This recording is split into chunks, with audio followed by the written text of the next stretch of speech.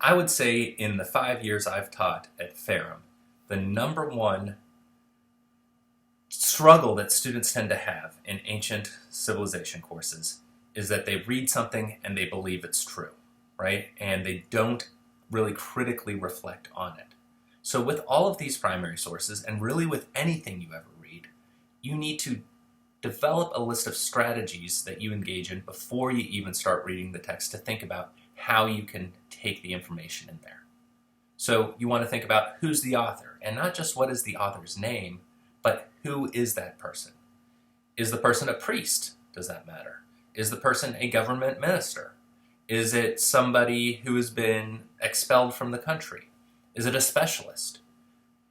How does knowing what we know about that person help shape what was written? And if we don't have a particular person, can we make some guesses, right? Would this have been somebody who is a merchant? Would this have been somebody who comes from outside the civilization that's being described? Why is that important? Everybody writes for a purpose. No matter what you're writing, you have a goal in your writing. So based on what we've already learned for that week, can we make any claims about what the author would want? So with Hammurabi, can we assume that he is going to want to use his laws to create order? Absolutely. We want to think about the form of the source. Is it written or is it visual? If it's written, who's it meant to be seen by? Is it a private note passed from one person to another?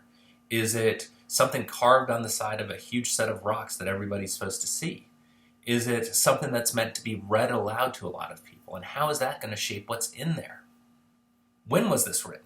And I don't care so much about dates, but instead let's think about context.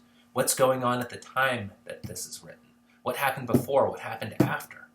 When we get to ancient Greece, for example, we're going to want to know that Herodotus is writing right after the Persian Wars. With Gilgamesh, this was written a way long time ago, and we can't really get more specific than like 3,000 to 4,000 years ago. But what's going on? People are living in cities like Ur and Uruk. We know what the environment is like. We can get some ideas about when and why that when is important. The other thing is everything that is written leaves stuff out. You leave elements out when you are telling a story. So what might be missing? If this is something that talks about what life is like for royalty, what was life like for everyone else? If this is something that talks about all the bad things of an enemy, what about the good things that they had? What problems might there be with these sources? So let's take those questions and let's try to investigate another source, the Code of Hammurabi.